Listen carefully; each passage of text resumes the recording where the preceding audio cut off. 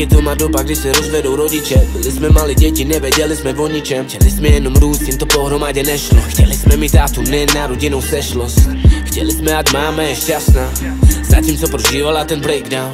Není nic horšího, nežli vidět svojí mámu, jak to nedává, když jí dal jí takedown. A jediná spása jsou děti. Máma je silná, má děti.